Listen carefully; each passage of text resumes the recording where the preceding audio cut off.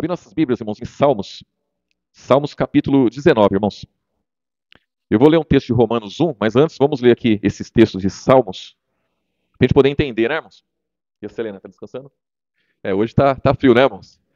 Então, a Selena é bem pequenininha, tem que ficar em casa, né, irmãos? Quentinho lá. E a nossa irmã Maria, que é bem velhinha, também tem que ficar quietinha lá. E realmente, né, irmãos? Para as pessoas que têm mais idade, esse tempo aqui, irmãos, para dar uma pneumonia, é fácil, né? Então tem que vigiar mesmo. Irmãos, Salmos, capítulo 19, o versículo 1, irmãos. Aqui diz assim, ó. Os céus manifestam a glória de Deus, e o firmamento anuncia o quê, irmãos? A obra das suas mãos. Um dia faz declaração a outro dia, e uma noite mostra sabedoria a outra noite. Então, isso aqui, irmãos, é uma realidade. É uma realidade.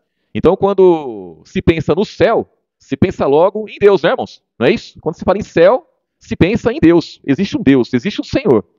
E a terra, ela manifesta as obras, irmãos. Então, quando você olha para a terra, não tem como você não entender que existe um Deus sobre tudo isso. Que existe um ser espiritual sobre tudo isso. Que não tem como imaginar que o homem criou tudo isso, ou que uma explosão criou tudo isso. Não tem como, irmãos. Então, no fundo, todas as pessoas, quando elas olham para o céu, elas sabem que existe um Deus, e quando ela olha para a terra, as obras que existem aqui manifesta que não vem tudo do homem, irmãos. Então, e um dia, como diz aqui, né, ó, um dia faz declaração a outro dia. É como dizem, nada como um dia após o outro, né, irmãos? E a noite, da mesma forma, irmãos. E uma noite mostra sabedoria a outra noite. Então isso aqui é uma realidade. Um pouquinho mais à frente aí, irmãos, no capítulo de Salmos mesmo, 53. Salmos capítulo 53, o versículo 1 também.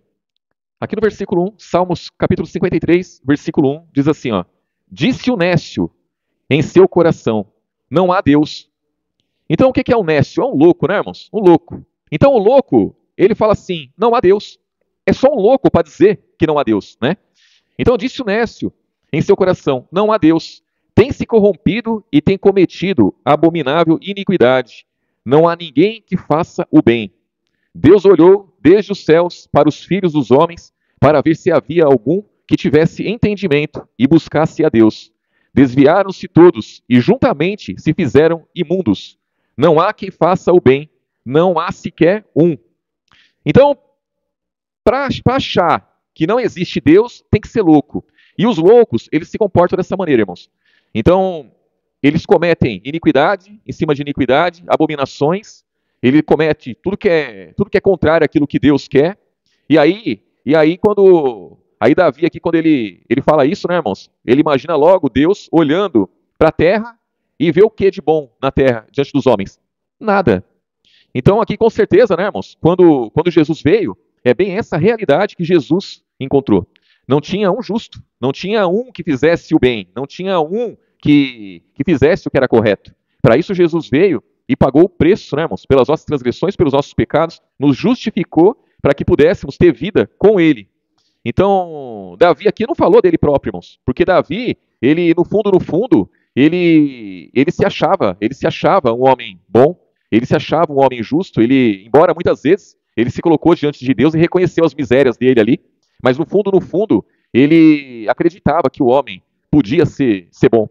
Mas aqui ele teve uma inspiração, aqui com certeza, é bem a realidade, irmãos, é bem a realidade. Quando Jesus ele veio, ele encontrou dessa forma mesmo. Quando ele veio ao mundo, ele estava na glória lá, e quando ele pensou nos homens, é isso que ele via. Não tinha um justo, não tinha... E o Novo Testamento mostra isso, né, irmãos?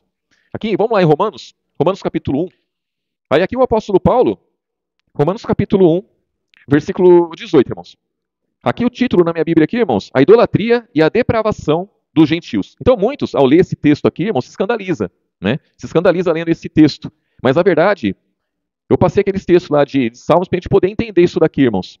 Porque aqui diz, ó, porque do céu se manifesta a ira de Deus sobre toda impiedade e injustiça dos homens que detêm a verdade em injustiça. Porquanto, o que de Deus se pode conhecer, neles se manifesta, porque Deus lhe manifestou. Porque as suas coisas invisíveis, aqui está falando as coisas de Deus, né? Porque as suas coisas invisíveis, desde a criação do mundo, tanto o seu eterno poder como a sua divindade, se entendem e claramente se veem pelas coisas que estão criadas, para que eles fiquem inexcusáveis. Então, quer dizer, os homens ímpios, eles ficam expostos diante de tudo o que está criado.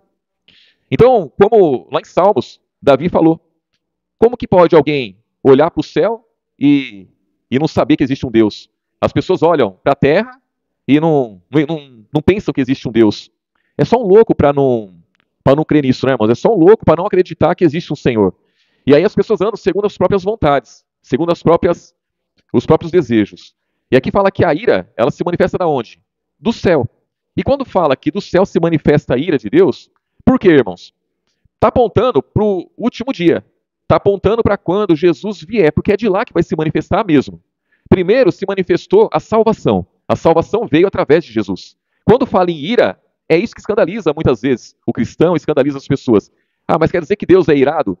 Não é, irmãos. Nós vamos ver que quando Jesus vier, vai ser um dia de indignação. Vai ser um dia que não vai haver misericórdia naquele dia, irmãos. Quando nós olhamos para a misericórdia de Deus, é o tempo de hoje. Hoje ele usa da misericórdia para quê? As pessoas elas devem se achegar a ele, elas devem servir a ele, seguir após ele. Naquele dia, quando ele vier, não vai ter misericórdia naquele dia. Então é do céu mesmo que vai se manifestar. E aí diz aqui, ó, versículo 21, ó, porquanto, tendo conhecido a Deus, não o glorificavam, não o glorificaram como Deus, nem lhes deram graças. Antes, os seus discursos se desvaneceram e o seu coração insensato se obscureceu. Dizendo-se sábio, tornaram-se loucos e mudaram a glória do Deus incorruptível em semelhança da imagem de homem corruptível e de aves e de quadrúpedes e de répteis. Pelo que também Deus os entregou às concupiscências do seu coração, à imundícia, para desonrarem o seu corpo entre si. Aqui as pessoas pensam assim, então quer dizer que foi Deus que entregou? Quer dizer que foi Jesus que fez isso? Jesus que fez com que as pessoas pecassem? Foi ele que entregou as pessoas na mão de Satanás para que as pessoas viessem desonrar o próprio corpo, para que elas cometessem toda a impureza, toda... Irmãos, a palavra fala em Romanos mesmo, no capítulo 8, vai dizer que todo aquele que anda segundo a carne é inimigo de Deus. Então a inclinação da carne, inclinação para a carne é inimizade contra Deus, pois não é sujeita à lei de Deus e nem em verdade o pode ser. Então, quando eu pratico um ato, eu quero praticar aquele ato e eu vou em frente naquilo, eu estou sendo inimigo de Deus. Não tem como Jesus me amarrar e falar assim para o diabo, ó, não mexe com ele. Ele está fazendo o que ele quer, ele está andando conforme ele quer, mas ele é meu filho, ele é meu amado, deixa ele aqui, não mexe com ele. Não tem como isso daí, irmãos. Nós sabemos pela palavra que só há uma chance de eu me libertar do diabo, é eu andar em espírito. Se eu andar segundo a carne, eu vou morrer. Se eu andar segundo a carne, eu estou me entregando ao diabo. Jesus ele é obrigado a me entregar. Por quê? Porque eu não estou querendo andar após ele, eu não estou querendo seguir após ele. Então, quando ele fala que vai ser entregue, seja entregue, é isso, irmãos. É você não poder segurar, não tem como isso daí. É impossível. E aí diz aqui, ó, versículo 25, ó, pois mudaram a verdade de Deus em mentira, e honraram e serviram mais a criatura do que o Criador, que é bendito eternamente. Amém. Pelo que Deus os abandonou às paixões infames, porque até as suas mulheres mudaram o uso natural no contrário à natureza. E semelhantemente também os varões, deixando o uso natural da mulher, se inflamaram em sua sensualidade uns para com os outros. Varão com varão, cometendo torpeza e recebendo em si mesmo a recompensa que convinha ao seu erro. Então, quando o homem ele parte para o homossexualismo, a mulher, está querendo o quê, irmãos? Está querendo servir a Jesus ou está querendo servir ao diabo? A palavra está aqui, o céu está lá. Então, quando você olha para o céu, ó, existe um Deus. Olho para a terra, eu vejo uma árvore, eu vejo as crianças brincando, eu vejo os homens e falo, meu Deus, alguém criou isso. Isso não surgiu do nada. Existe um Deus. O que esse Deus quer para a minha vida? Isso é natural, irmãos. O que Deus quer para mim? Isso é obrigação de cada ser humano. Quando o ser humano fica inexcusável, quando ele fica exposto diante do céu e da terra, das coisas que existem, ele tem que tomar posição. Isso é o natural, é o certo. Mas não acontece. Aí a pessoa fala, não, eu acho que está certo isso, eu vou seguir por isso e pronto, acabou. Então ela está se entregando ao maligno. E quando ela se entrega ao maligno, a recompensa do seu erro vai receber, irmãos, não tem como. Não tem como Jesus poupar a pessoa disso. Não tem como ele segurar a pessoa. É como aquele texto de Coríntios, quando o apóstolo Paulo fala para pegar aquele cidadão que estava tendo relação com a madrasta, e fala: tire ele do meio de vocês, que ele seja entregue para Satanás, para que pelo menos o espírito se salve, não é, irmãos?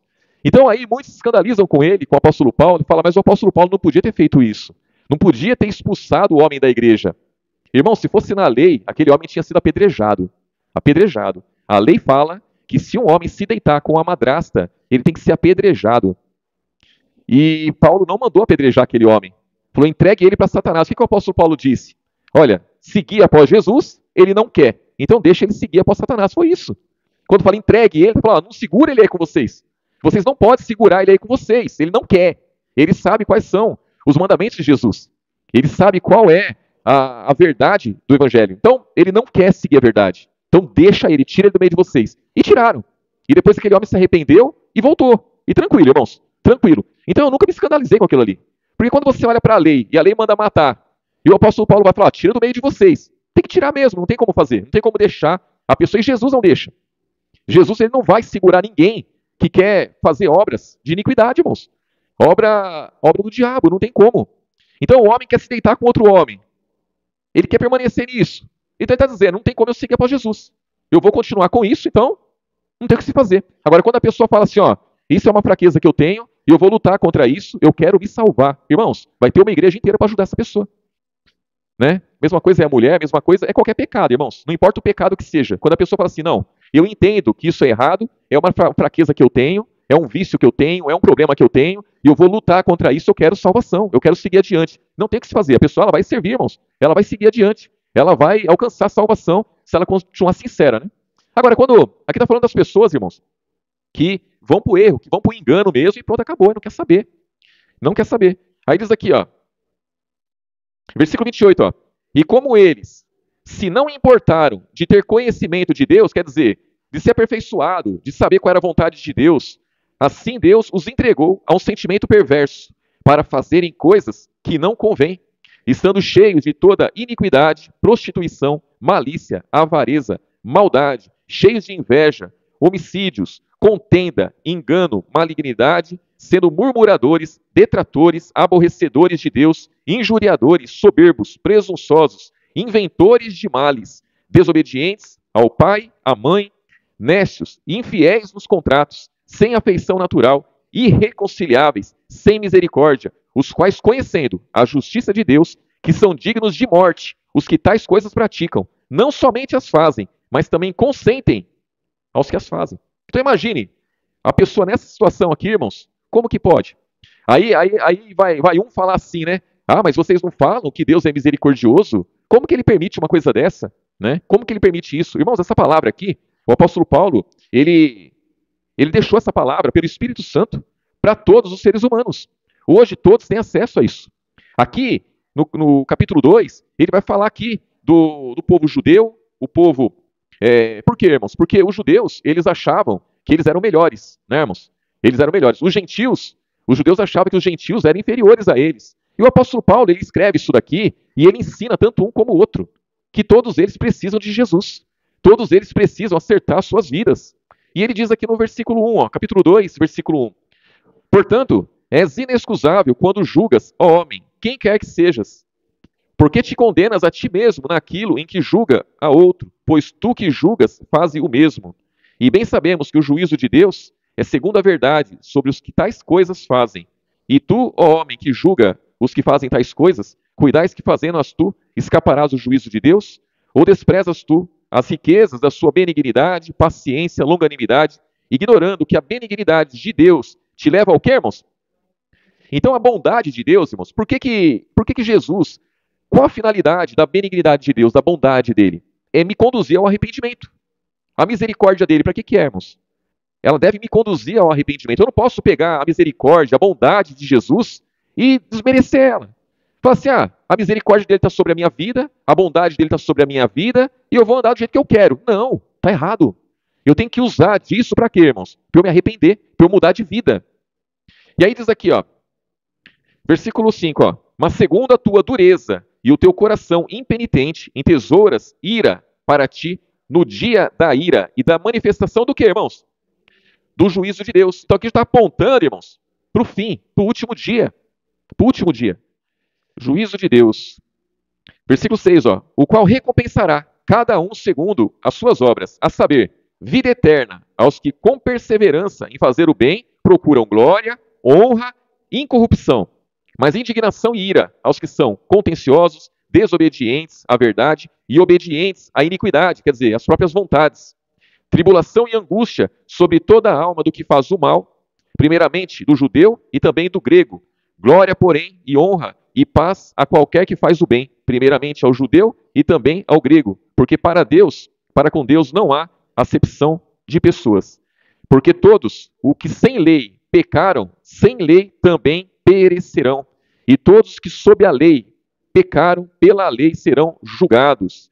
Porque os que ouvem a lei não são justos diante de Deus, mas os que praticam a lei hão de ser justificados. Porque quando os gentios, que não têm lei, fazem naturalmente as coisas da lei, as coisas que são da lei, não tendo eles lei, para si mesmos são lei, os quais mostram a obra da lei escrita em seu coração, testificando juntamente com a sua consciência e os seus pensamentos, quer acusando-os, quer defendendo-os, no dia em que Deus há de julgar os segredos dos homens por Jesus Cristo, segundo o meu evangelho.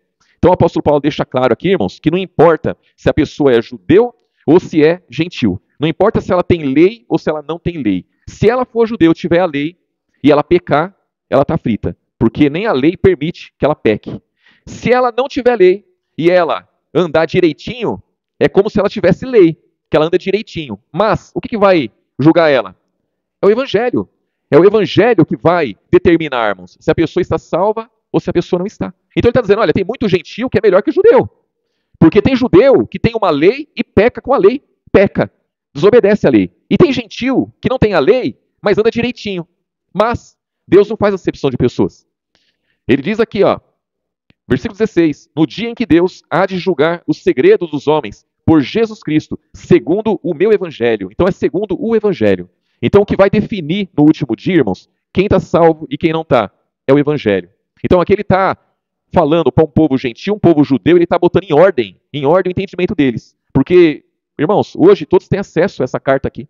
Todos têm acesso. Então hoje nós entendemos que não existia diferença entre um e outro. Ele fala primeiro do judeu e também do grego. Por que primeiro do judeu? Porque Jesus veio para o povo judeu. Então ele veio da tribo de Judá, ele apresentou ali a verdade para esse povo, o povo não quis. Mandou ele para a cruz e não quiseram a verdade, irmãos. E todos os outros também tiveram acesso a essa verdade. E hoje, essa verdade está por todo mundo. Hoje, quando a pessoa, irmãos... E aí quando diz aqui, irmãos, que quando ele vier, né, versículo 16, ó, no dia em que Deus há de julgar o segredo dos homens. Irmãos, tem muitas pessoas que estão nas religiões aí, e não importa onde ela esteja, irmãos. Se ela for sincera diante de Deus, se ela quiser a verdade, irmãos, não tem como. Ela não tem encontro com a verdade. Não tem como. Não tem como essa verdade não chegar a ela. Não tem como ela ler, por exemplo, pegar a Bíblia para ler, e ainda que ela vá lá no Antigo Testamento. Quantas profecias não tem lá apontando para Jesus, apontando para a verdade, apontando para a graça? Em algum momento ali é impossível o Espírito Santo não falar com essa pessoa, irmãos. É impossível. É impossível essa pessoa não abrir a mente. Porque tiveram muitas pessoas, e é bíblico isso aí, o Novo Testamento mostra muitas pessoas que não conheciam Jesus e que tiveram encontro com Jesus, tiveram encontro com a verdade, irmãos. Quer dizer, o encontro com Jesus através dos apóstolos, através da verdade, chegou até eles.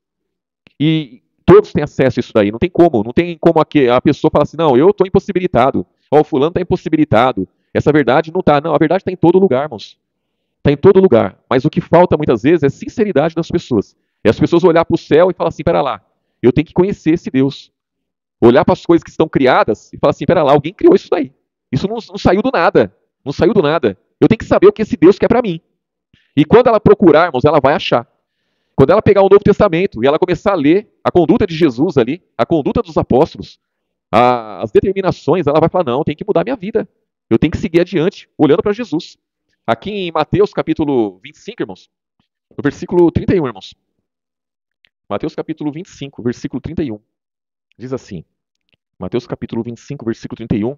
E quando o Filho do Homem vier, Jesus, né, irmãos, em sua glória, e todos os santos anjos com ele, então se assentará no trono da sua glória, e todas as nações serão reunidas diante dele, e apartará uns dos outros, como o pastor aparta dos bodes as ovelhas, e porá as ovelhas à sua direita, mas os bodes à esquerda. Até aqui, irmãos, é tudo certo. Quando a pessoa lê isso daqui, ela não se escandaliza, porque não tem palavras graves aqui, né, irmãos? Então ele vai separar dos bodes as ovelhas, ele vai pôr as ovelhas à direita e os bodes à esquerda. E aí ele vai dizer aqui, ó, versículo 34. Então dirá o rei aos que estiverem à sua direita, as ovelhas, né, irmãos? Vinde benditos de meu pai, possui por herança o reino que vos está preparado desde a fundação do mundo.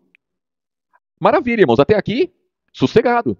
Então, aqueles que obedeceram o evangelho, aqueles que foram lavados pela palavra, aqueles que se converteram a Cristo, eles vão ouvir essa voz, segundo a palavra nos diz aqui. Aí depois aqui, ó, versículo 41, ó.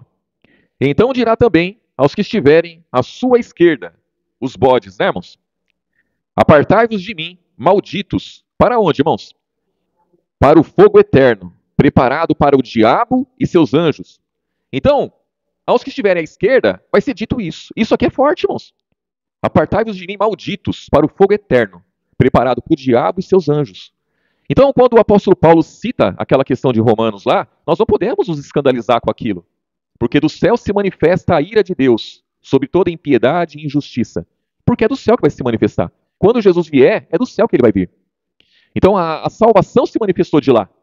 O lago de fogo vai ser inaugurado e a determinação vem de lá também. O diabo não vai por conta própria para o lago de fogo. Ele não vai por conta própria e falar assim, pera lá, tem um lago de fogo lá, eu vou me lançar lá e vou arrastar as pessoas comigo. Não vai ser assim, irmãos. Então, existe esse dia. Esse dia, ele vai chegar, irmãos. Então nós temos que estar preparado para isso, né? Preparado para conviver com todas essas coisas aí. Preparado para, naquele dia, cada um de nós ser encontrado atento, vigilante. E aquela passagem de Romanos lá é bem a realidade, irmãos. É bem a realidade. Não tem como correr daquilo. É a situação que a humanidade está. A humanidade está entregue mesmo, está entregue às próprias paixões, às concupiscências, que é a vontade própria, irmãos. A vontade própria fala mais alto. A vontade de Jesus passa batido. Mas eles andam por conta. E aí, aqui, ó, no versículo, estamos em Mateus 25, né? Ó, versículo 34, eu vou ler de novo aqui, ó.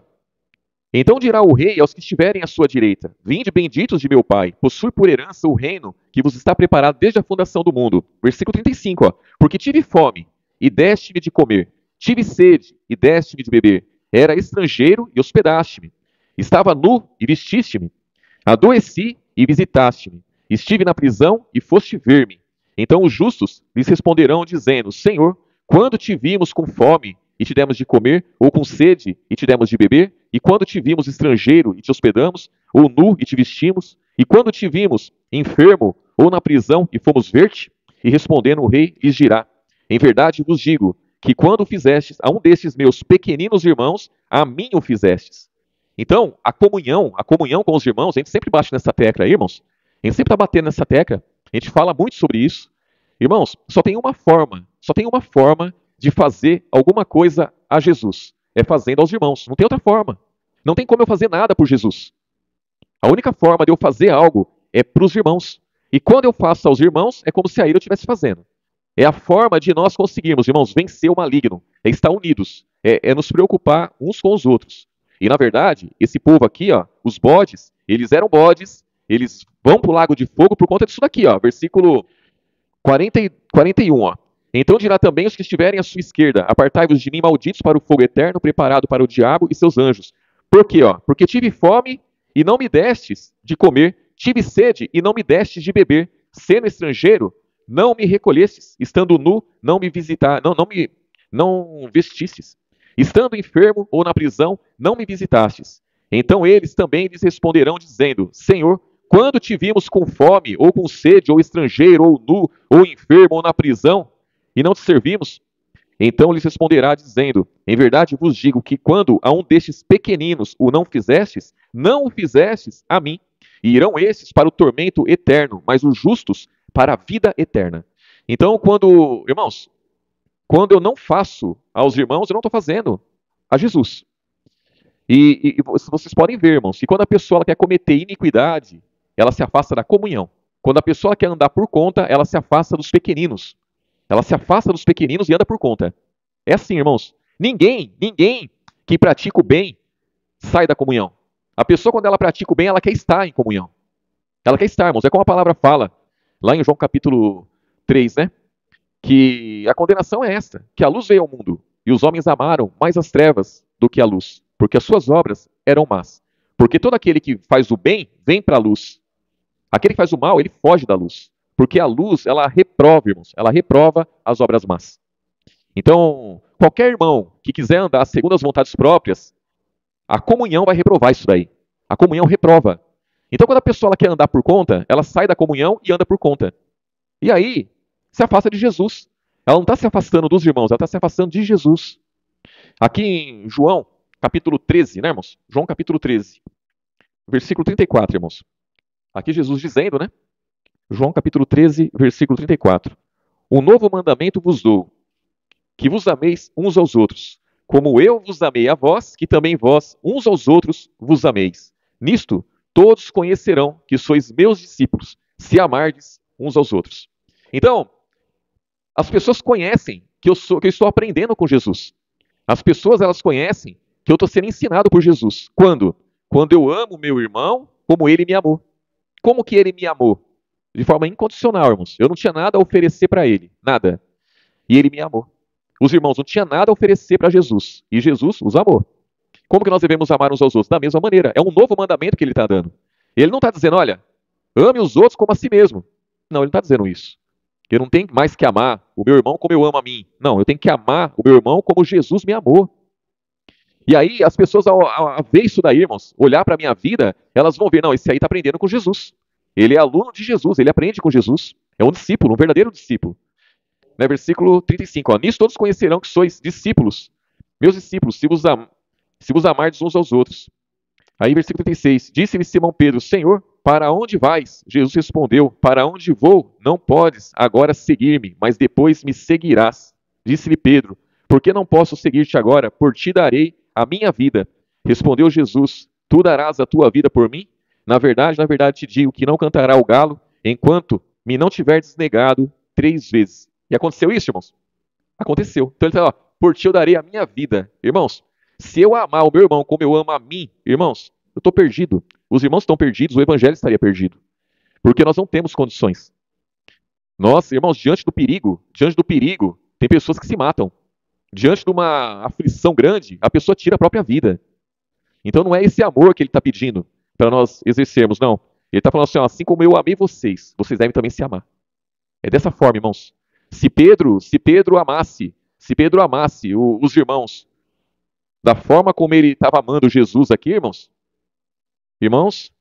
ele praguejou Jesus, ele negou, praguejou, ele assim. Por quê? Porque ele não tinha estrutura para amar, ele não tinha estrutura para suportar, irmãos. Não tinha. Depois que ele recebeu o Espírito Santo, aí ele passou a ter. Mas não tinha. E nós, da mesma forma, se a gente for andar com as próprias forças, querer fazer as coisas por conta, não conseguimos fazer nada, irmãos. Mas se confiarmos em Jesus, aí a gente consegue. Amém, irmãos? O Espírito Santo abençoe grandemente os irmãos, derrame graça cada dia em nome de Jesus. Vamos orar?